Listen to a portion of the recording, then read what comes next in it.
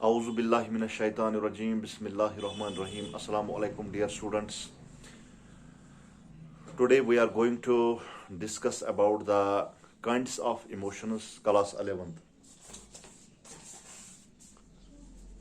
So, dear students, kinds of emotions में there are two kinds of emotions. अगर हम देखें तो दो तरीके के इमोशंस होते हैं, जज्बात होते हैं. पहला प्लेजेंट इमोशन होता है और दूसरा अनप्लेजेंट इमोशंस होता है. अगर हम पहले प्लेजेंट इमोशंस की बात करें तो उसमें अफेक्शन आता है, जॉय आता है, हैप्पीनेस आता है, and these are essential for the normal growth and development of an individual. On the other hand, अगर हम unpleasant emotions की बात करें तो उसमें हम देखेंगे anger, fear, jealousy. These are harmful to the child's growth and development. So these are the two kinds of emotions which were discussed. तो इसके बाद हम टाइप्स ऑफ इमोशंस पर आएंगे. टाइप्स ऑफ इमोशंस में एंगर भी आता है, फियर भी आता है, जेलसी भी आता है, happiness भी आता है. These are all the types of emotions. But today we are going to discuss one of the type of emotion, that is anger. So the question arises here, what is anger?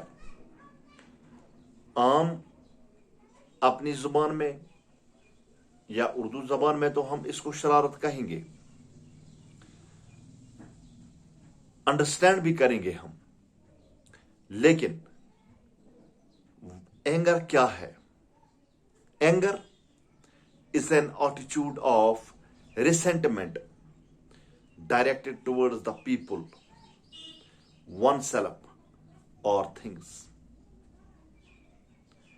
It is the most common emotion among children and is an unpleasant emotion. बड़े adults में बहुत कम पाया जाता है ये वाला emotion, और बच्चों में ज्यादातर पाया जाता है ये वाला इमोशन. आप देखेंगे कि घरों में आपकी एक्सपीरियंस होगी कि जो बच्चे शरारती होते हैं, तेज होते हैं, वो फिजिकली उनका फिजिक जो है बहुत कमजोर होता है.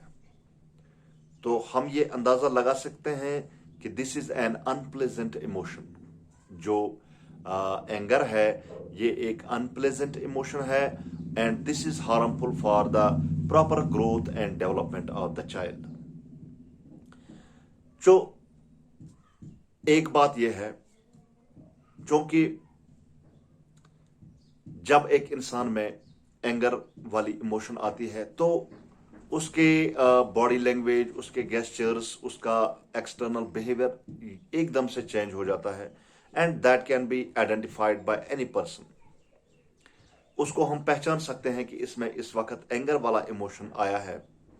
तो during anger the child kicks, jumps, hits up down, hits, bytes, throws himself on the floor.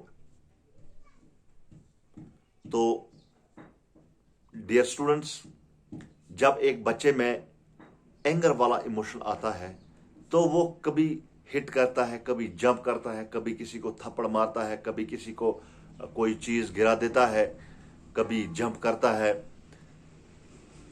तो शरारत में कभी शीशा तोड़ देता है, कभी कप तोड़ देता है, कभी गिलास तोड़ देता है. तो these are the symptoms, we can say that these are the symptoms of anger. तो इस anger, this typical behavior is known as temper tantrum. इसको हम साइकोलॉजी में टेम्पर टेंट्रम भी कहते हैं, which does not last longer than 5 minutes. जब एक इंसान में एंगर वाली इमोशन आती है तो वो 5 से 10 मिनट तक ही रहती है। इसके बाद इंसान कूल डाउन हो जाता है और वो एंगर वाली इमोशन जो है खत्म हो जाती है। Now we have to find out what are the main reasons which causes anger। वो कौन से circumstances है, वो कौन से हालात हैं, वो कौन से फैक्टर्स हैं जो रेस्पॉन्सिबल है एंगर के, किन चीजों की वजह से इंसान में जो है एंगर वाला इमोशन आ जाता है। तो there are so many causes, we will discuss some of the few causes।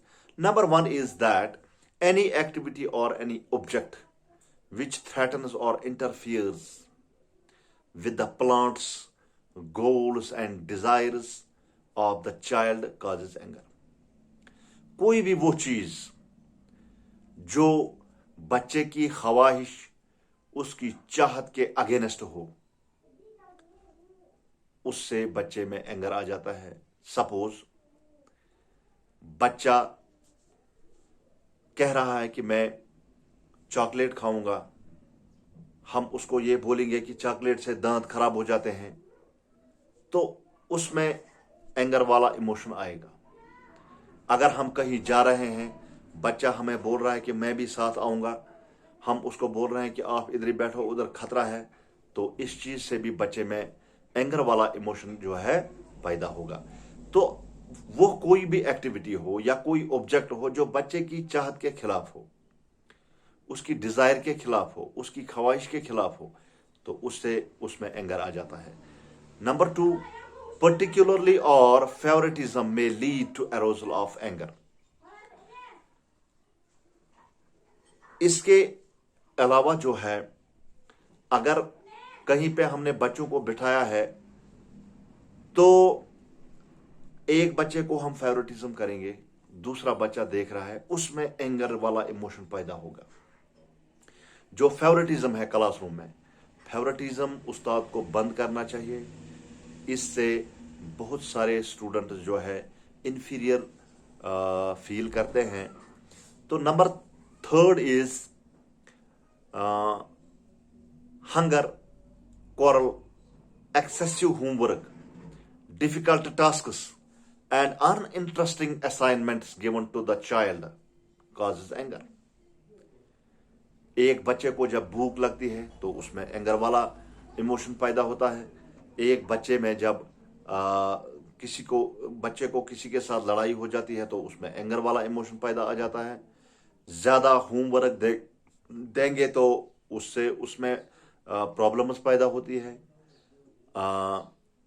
अगर अनइंटरेस्टिंग यानी जिनमें उनका दिल नहीं लगता है, वैसे असाइनमेंट हम बच्चे को देंगे तो इनसे बच्चे में एंगर वाला इमोशंस पैदा होता है। Next is that if the child feels that his needs are not fulfilled he becomes angry. अगर बच्चा ये महसूस कर रहा है कि उसकी जो ख्वाहिशें हैं, उसके जो मसाइल हैं वो हल नहीं हो रहे हैं, तो उसमें एंगर वाला इमोशन मतलब एब्रप्टली आ जाता है। तो these were the causes of anger। So I think it is enough to understand the kinds of anger, and we have also discussed one of the type of emotion। So thank you very much for your support।